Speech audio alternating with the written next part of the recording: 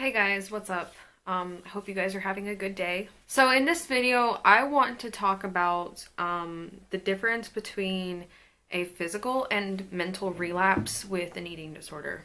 But before I get into this video, I just wanted to quickly say, for those of you who follow me closely, you may notice that I'm not really talking much about my mental health or triggering things anymore.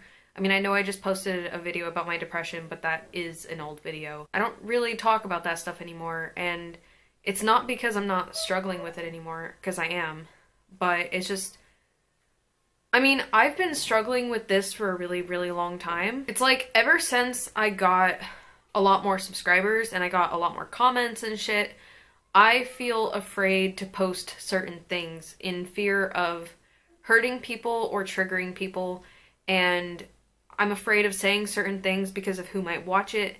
And like, I don't talk about Randy anymore, if you know who that is. I do have a lot more to say about him, but I'm afraid to say it about him because he has threatened me a few times. He has said a few things like, you better not talk about me again. And like, it's just a lot. There's a lot of things that I'm afraid to say. I kind of stopped talking about that stuff, but the thing is, it's taking a toll on me mentally, and I haven't figured out how to deal with it. I usually post on like a private Instagram about my problems and shit, but like, it just doesn't do it for me. I started writing in my journals again, but even that doesn't do it for me, because like, I still feel that fear of not being able to say what I want to say. Ever since I've been here in Mexico, I've been able to create more content because, I mean, I don't do anything.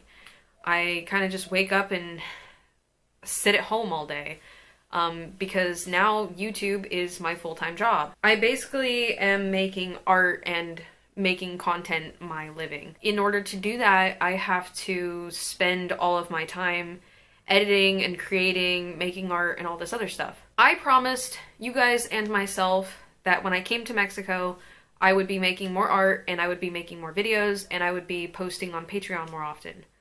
Well, I didn't really know what to post on Patreon. I mean, I can upload like behind the scenes stuff, I can upload art that people have never seen, I can upload pictures and posts and, you know, just a bunch of stuff that people don't normally see on my channel or on my Instagram. So I can post that stuff on there, and I have been as of yesterday.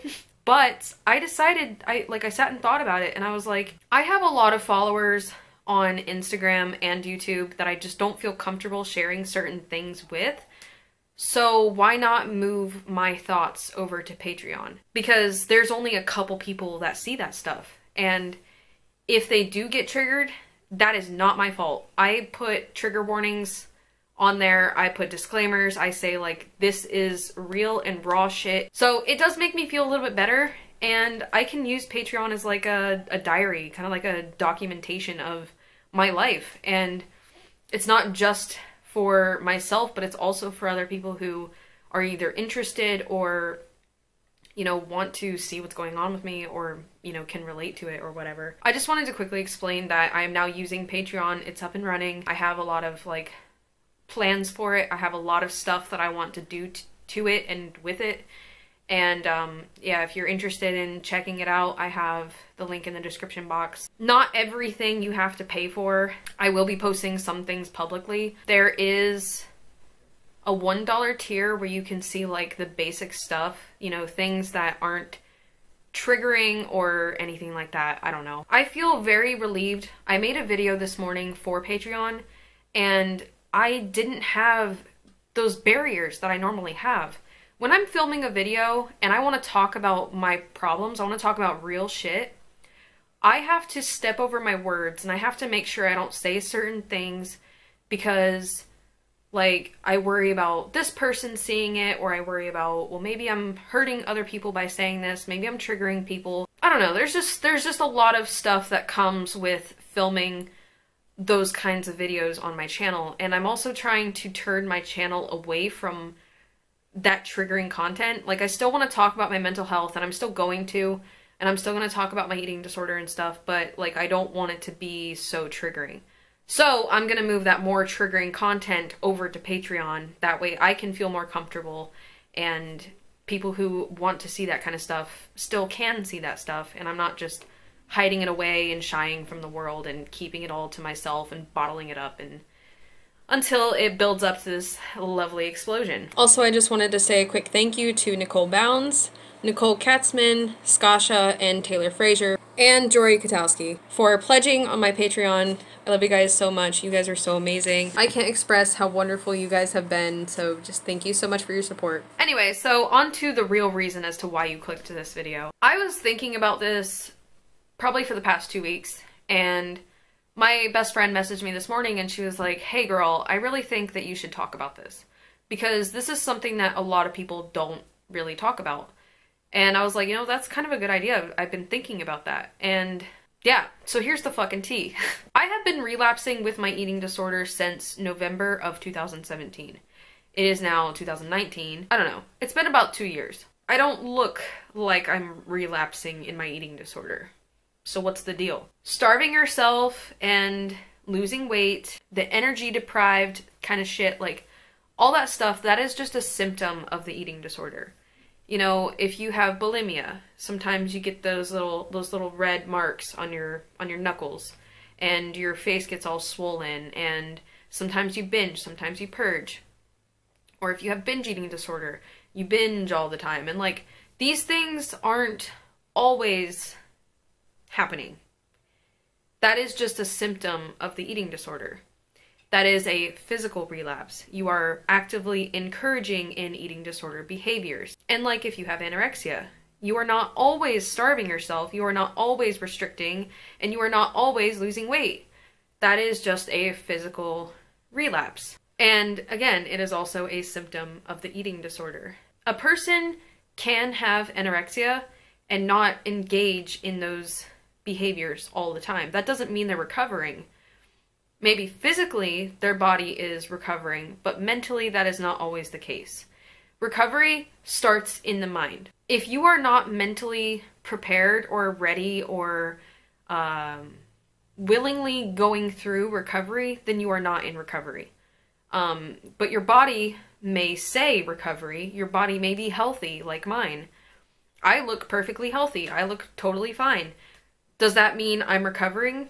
No. I'm not recovering. Mentally, I have been in a constant relapse since November of 2017. I was recovering for like maybe 2 weeks, and yes, I did document that. No, I have not edited it or uploaded it yet, because I suck. But I will eventually upload that video if I feel like it. I posted a story this morning on Instagram saying that I am relapsing in my eating disorder, but the thing is, I have always been relapsing, basically, for 2 years. The only way that I can put it that other people will understand is just by saying, I relapsed yesterday. Even though I have been relapsing for a while. To put it short and sweet, saying I relapsed yesterday is basically saying I started engaging in eating disorder behaviors again yesterday.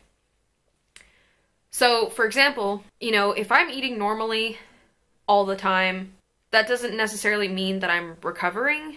If my brain is still attacking me and I'm hating myself for it and I just want to kill myself and I just want to scream, that does sometimes happen in recovery, but you also try to fight those thoughts and you try to pretend that those thoughts don't exist and you just want to continue to get better. Me, I didn't want to continue to get better. I just wished that I wasn't eating, if that makes sense. Every time I picked up a meal or every time I ate something, I was like, why am I doing this? This is stupid.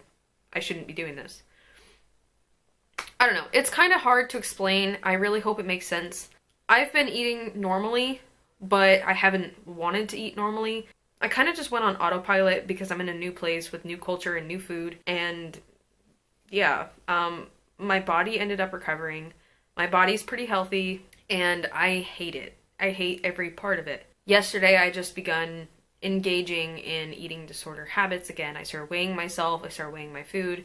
I did measurements. I guess you would call that a physical relapse. If I didn't make it clear, the difference between a physical and a mental relapse is You can be mentally relapsing and wanting to engage in behaviors and always obsessing over food, but your body isn't doing that.